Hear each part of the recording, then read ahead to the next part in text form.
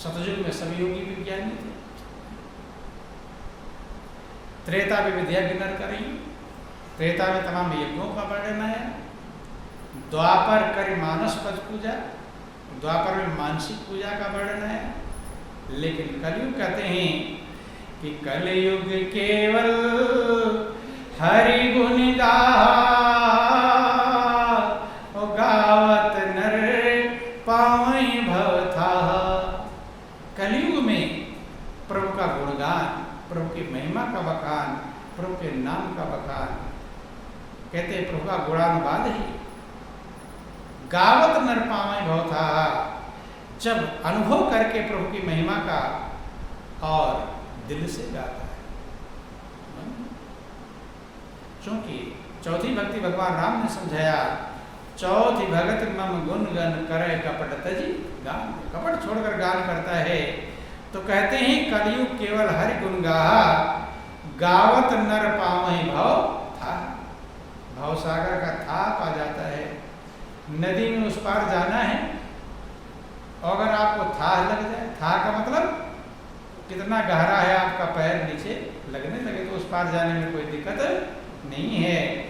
ऐसे ही जब प्रभु का गुणगान करता है भक्त, प्रभु की महिमा समझता है, प्रभु की कृपा समझता है, उसके जिह्वा से मालिक की महिमा का बखान निकलता है अंदर से, तो वो भवसागर का था पा जाता है। और था पा गया तो उस पार जाने में धीरे धीरे धीरे करके पार हो जाए।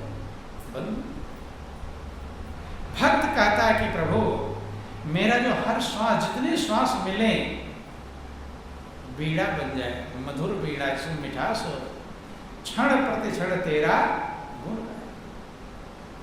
प्रति पल जो प्रभु ने दिया एक श्वास, जो अरबों खरबों रुपए देने पर भी नहीं मिलने वाला, तो प्रभु की महिमा का वर्णन करना चाहिए, नहीं करना है?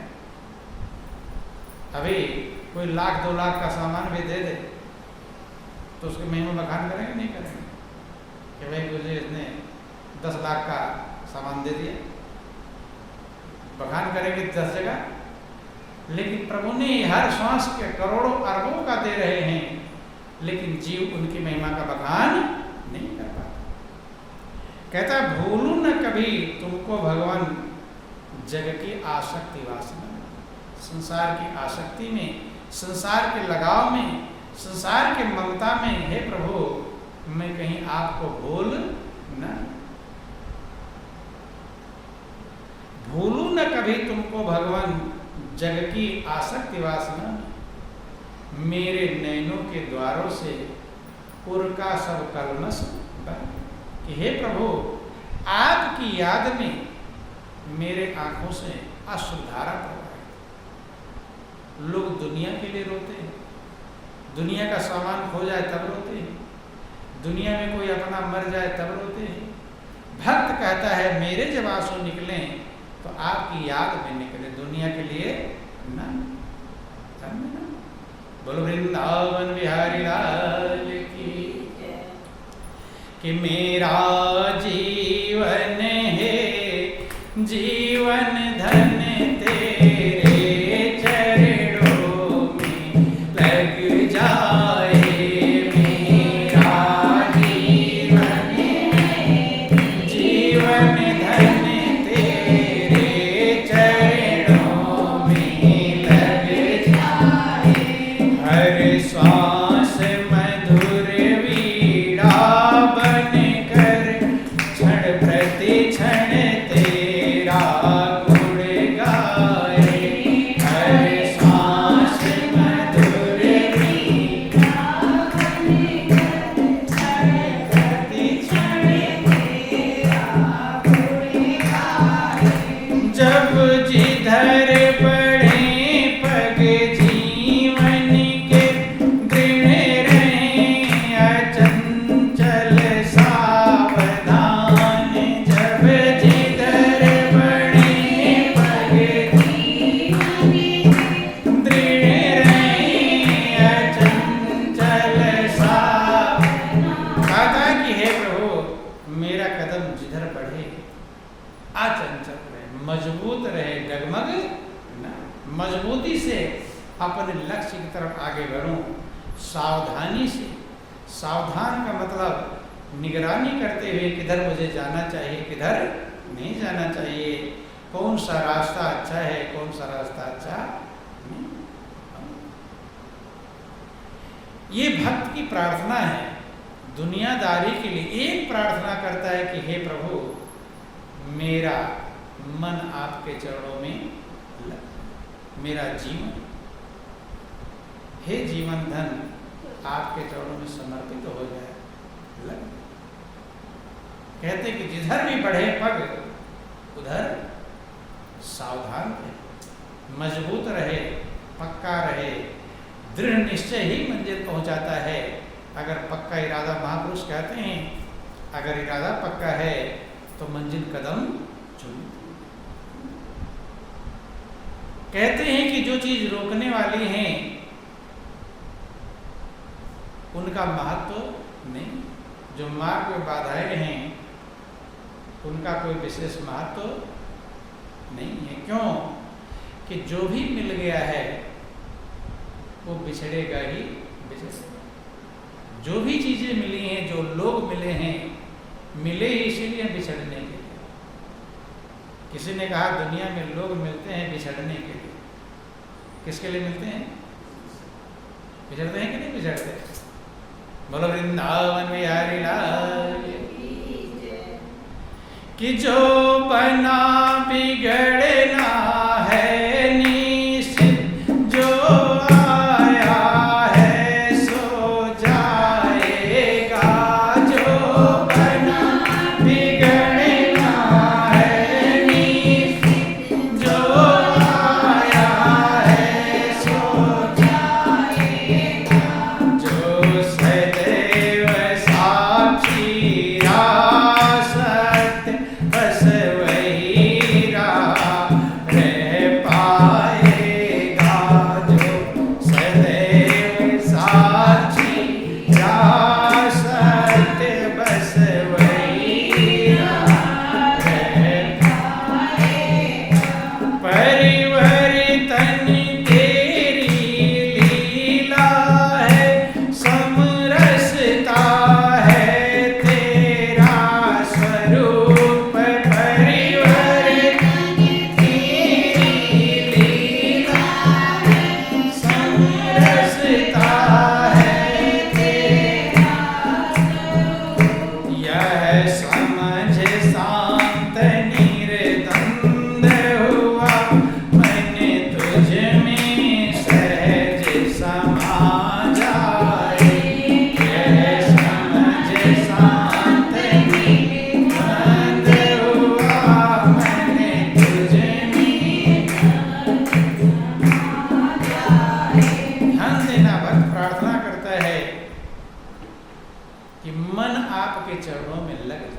समा जाए, ये समझ जाए कि जो भी बना है वो बिगड़ेगा और जो भी मिला है वो बिछड़ेगा।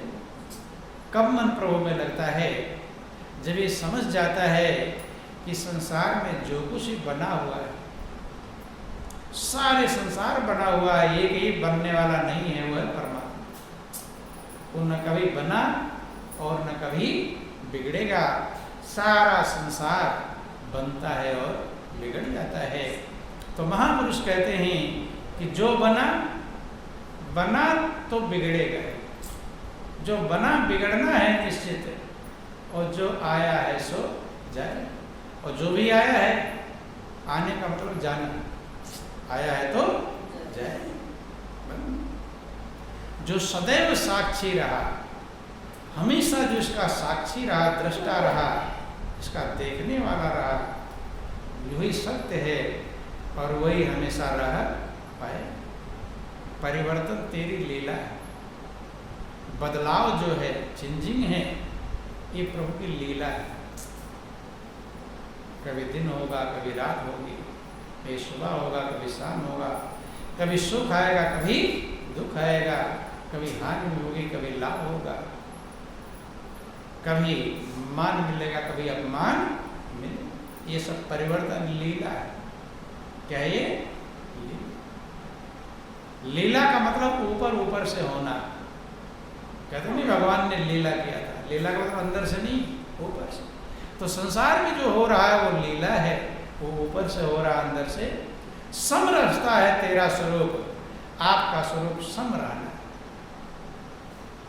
दोनों में भगवान कृष्ण ने अर्जुन को समझाया, अर्जुन दुखे सुखे समीकृत्वा लाभालाभो जय। हे अर्जुन, दुख में, सुख में, हानि में, लाभ में, जय और पराजय में सम रहो। क्या रहो? बोलिए प्रेम से गुरुदेव महाराज की। ऐसा समझ करके मन हमारा प्रार्थना कर रहा है कि हे प्रभु, हमारा मन इन बातों को समझ जाए। यह समझ शांत निर्द्वंद होगा। जब मन ये समझ जाएगा कि जो मिल गया वो बिछड़ेगा, जो बना है वो बिगड़ेगा, जो आया है वो जाएगा। चिंता तो इसी बात की है, बेचैनी किस बात की है? कि जो चीज मिल जाता है तब विचार आता है कि ये छूटे नहीं, वो मिला है ये छूटने के लिए। लेकिन मन क्या कहता है कि अब ये मिल गया, छूटे नहीं, वही उसकी बेचैनी। जो बन गया मन सोचता है बिगड़े नहीं, बना ही बिगड़ने के लिए, तो बिगड़ेगा ही बिगड़ेगा। और जो आया है मन सोचता है जाए। बोलो वृंदावन बिहारी लाल की। तो कहते हैं कि जो आया है सो जाएगा, जो भी आए हैं सबको जाना पड़े। आने का मतलब जाना। सवेरा हुआ इसका मतलब सवेरा नहीं रहेगा, शाम होगी। सवेरा हुआ है शाम होने के लिए। ये समझ ऐसा मेरा मन समझ जाए। जैसे मन समझ जाएगा तो निर्द्वंद हो जाएगा, द्वंद्व से रहित हो जाएगा। क्या हो जाएगा? द्वंद्व से द्वंद्व, दुविधा गायब हो जाएगी। और दुविधा गई तो संशय और संदेह। या समझ शांत निर्द्वंद हुआ, मन तुझ में सहज समा। बोलिए प्रेम से गुरुदेव महाराज की। वृंदावन बिहारी लाल की। आप लोग भागवत सुनते रहते हैं, राम कथा सुनते हैं, रामायण पढ़ते हैं, भागवत पढ़ते हैं, गीता पढ़ते हैं। इन सब के पढ़ने लिखने का अभिप्राय है कि हम उन महापुरुषों की शिक्षाओं का विचार करें। क्या करें? विचार, गौर करें। और दुख सुख सभी के जीवन में है। दूसरी चीज ये है कि अगर दुख आवे ना, झंझट ना आवे। हर व्यक्ति चाहता मेरे पर दुख ना आवे, चाहता मेरे पर झंझट ना। तो अगर झंझट आवे ना तो काम क्या करते? फिर बेरोजगार हो जाते। जिंदगी भर मनुष्य एक काम करता है, झंझटों को हटाता रहता। ये इसे रोजगार मिला हो। क्या मिला? रोजगार। जब से पैदा हुए तब से छोटे बच्चे थे तो भी झंझट था। उसका खिलौना अच्छा है, मेरा खिलौना अच्छा नहीं सुन। दूसरे खिलौना बच्चे को अच्छा लगता है और अपना आओ, फिर नया खिलौना, फिर दूसरा चीज। झंझट रहता है। उसकी माँ की गोद में कोई दूसरा बच्चा बैठ गया तो बेचैन हो जाता है। बेचैन होता है कि नहीं? कभी छोटे बच्चों को देखा हो, वो सोचता है इस पर मेरा कब्जा है, और दूसरा आ गया कब्जा जमाने, तो झंझट कब्जा वहीं शुरू हो जाता है। कहाँ शुरू होता है? जब छोटे बच्चे रहते हैं तभी से हम कब्जा जमाना शुरू कर देते हैं। सोचता है तो मेरा अधिकार था, ये सिंहासन मेरा था, माँ की गोद, इसमें मैं बैठता था। ये दूसरा कहाँ आकर, किसी ने पढ़ाया तो नहीं? पढ़ाया बच्चे को कि तेरा सिंहासन है, कोई आ जाए हटाना? ये किसी ने पढ़ाया? अंदर में है मेरा और तेरा की व्यवस्था मौजूद है। जन्म जन्मांतर से ये माया जीव के संग रहती। तो जिंदगी भर हम समस्याओं को खत्म करते रहते हैं। सभी जो भी झंझट आए, अब उसको कैसे खत्म करना, फिर दूसरी आए उसको खत्म करना, फिर तीसरी आए उसको। अगर झंझट आता ना, दुख आता ना, काम क्या करते? कुछ काम रहा था, फिर कोई काम रहा था, फिर बेरोजगार हो जाए। बेरोजगार वाले खुश हैं क्या? तो इसीलिए परमात्मा की व्यवस्था है दुख आवे ताकि आपको रोजगार मिले। क्या मिले? रोजगार, काम मिले। भगवान बेरोजगार नहीं रखना चाहता है किसी को। सरकार भले रोजगार न दे पावे, लेकिन भगवान सबको रोजगार दे रखा है। बोलो वृंदावन बिहारी लाल। चींटी से लेकर हाथी तक सबके पास रोजगार है। रोजगार है। अभी चिड़िया वहां पर बनाती थी घोंसला, बार बार तिनके लाए रखी, गिरी, रोजगार मिला हुआ। रोजगार के सबको प्रभु देता रहता है। इसलिए समस्याएं आना, दुख आना, रोजगार मिलना है। नहीं तो काम क्या करते, बेकार हो जाते। महापुरुष का था खाली दिमाग शैतान का घर, क्या घर बन जाता है। तो भगवान सोचता तुम्हारा दिमाग शैतान का घर ना बने। किसका घर बने? भगवान का घर बने। इसलिए दिमाग को खाली रखता नहीं। बोलो वृंदावन बिहारी लाल की। ध्यान देखना, गौर करने का प्रयास करेंगे बंधुओं। महापुरुषों का आप गौर करके देखो, जिन्हें हम भगवान कहकर पुकारते हैं, उनको कितना संकट झेलना पड़ा, जिंदगी भर दुखों का सामना करना पड़ा। शायद उतने दुख की आप कल्पना भी नहीं कर सकते हैं। भगवान कृष्ण का देखो, पैदा होने के लिए भी सही जगह नहीं मिली। अभी तो पैदा भी नहीं हुई, पैदा होने के लिए देखो। आज माँ को कहते हैं कि भाई खुश रहो, प्रसन्न रहो, ताकि तुम्हारा बच्चा संस्कारवान बने, हैं? प्रयास करते हैं। लेकिन कृष्ण की माँ को, देवकी को हथकड़ी और बेड़ी लगी हुई है। उनकी माँ को क्या लगा है? हथकड़ी और बेड़ी, जेल में डाला गया। और ये भी है कि जो भी बच्चा पैदा होगा उसे मारेगा कंस। सोच लो, उसका दिल खुश होगा कि बेचैन? क्या होगा? और उसी गर्भ में किसको पलना है? कृष्ण को। गौर करके विचार करके देखेंगे। बोलो वृंदावन बिहारी लाल की, उमापति महादेव। कहते जरूर लीला है, लेकिन जब गौर करके देखेंगे बात समझ में आएगी। ऐसा बच्चा पैदा हो रहा है जो जेल के अंदर माता पिता हथकड़ी और बेड़ी है, सही से कुछ काम भी कर सकते नहीं। पैरों में जंजीर बंधा हुआ है, हाथों में जंजीर बंधा हुआ है, सोते लेटते बैठते जंजीर चुभ रहा है। अभी आपको जंजीर बांध दिया जाए, फिर सो चुभेगा नहीं चुभेगा? ऐसी अवस्था। पैदा होने के बाद बच्चों को आज मशीन में रखा जाता है। किस में रखा जाता है? मशीन में, ताकि इसको सर्दी ना लगे, गर्मी ना, तमाम सारी व्यवस्थाएं दी जाती हैं। और कृष्ण को पैदा होते ही चल दिए आधे तूफान। क्या आ रहा है? आंधी आ रहा है, तूफान आ रही है, मूसलाधार बारिश आ रहा है, हवा ना लगे। यहाँ तो बच्चे को हवा लग जाए, जरा सा पूरे ढके रहते, नहीं ढके रहते, कि बच्चे को हवा ना लग जाए। और कृष्ण को हवा को कौन कहे? आंधी तूफान लग रहा है, बारिश हो रही मूसलाधार।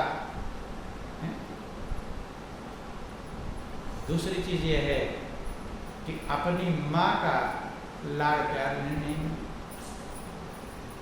माँ का दूध भी नहीं पिए, दूसरे के हाथ पहुंच जाए। गौर करने का प्रयास करें। अभी चलना भी नहीं सीखे हैं, तभी राक्षस आ गए मारने के लिए? नहीं आए।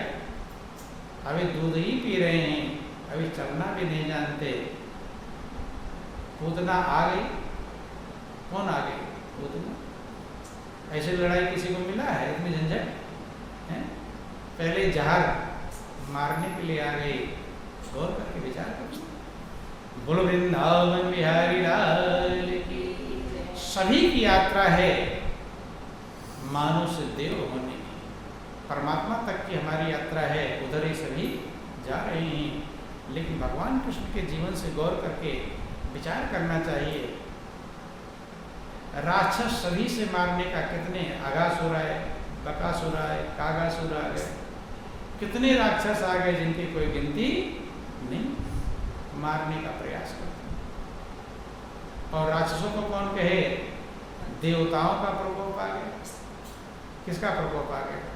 देवताओं का। इंद्र मूसलाधार बारिश कर रहे हैं पूरे गोकुल पर, हैं? तो राक्षस को परेशान कर ही रहे हैं, और कौन परेशान कर रहे हैं?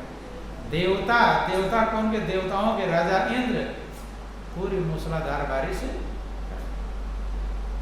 ब्रह्मा है,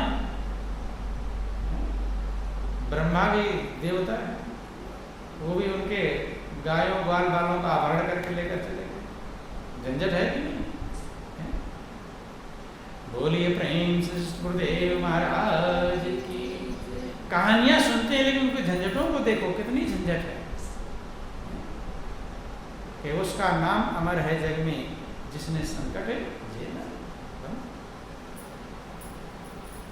गायों ग्वाल बालों का अपहरण करके खाली कृष्ण रहा। गौर करके विचार करके देखना चाहिए कि वहां से भी कंस ने तमाम सारे राक्षसों के द्वारा जब नहीं मार पाया तो सोचा कि यहीं पर लाकर मथुरा लाकर मारे, भिजवाया। कहानियां सब जानते हैं। अक्रूर जी लाते हैं, वहाँ बड़े बड़े कुबलिया पेड़ हाथी इत्यादि से लड़वा दिए, बड़े बड़े पहलवानों से द्वंद्व युद्ध करवा दिए। करवा झंझट थी कि नहीं? बोलो वृंदावन बिहारी लाल की। और मामा को मारना अपराध कहलाता है। मामा भांजे में कुछ ऐसा कहते हैं ना, मामा भांजे को मारे तो भी सही नहीं, और भांजा मामा को मारे तो भी सही माना जाता है। थोड़ा ज़्यादा खतरनाक। मारना तो सबको खतरनाक है, लेकिन मामा भांजे का थोड़ा ज़्यादा रिश्ता रहता है। लेकिन उन्हें मामा को मारना पड़ा। किसको मारना पड़ा? मामा कंस को मारना। गौर करके विचार करेंगे। बोलो वृंदावन बिहारी लाल की जय। जब अपने मामा कंस को मारे होंगे तो कितना बदनामी फैली होगी कि ऐसा भांजा हुआ जो अपने मामा को ही मार डाला। दोनों पक्ष देखना चाहिए। एक हथेली के दोनों पहलू होते हैं, एक सिक्के के दो पहलू होते हैं। ऐसे उसके बाद सबसे प्रिय थी, राधा से इतना प्रेम करते थे। राधा उनके प्राण स्वरूपा थी, लेकिन राधा को भी छोड़कर जाना पड़ा। गौर करना, विचार करने। बोलो वृंदावन बिहारी लाल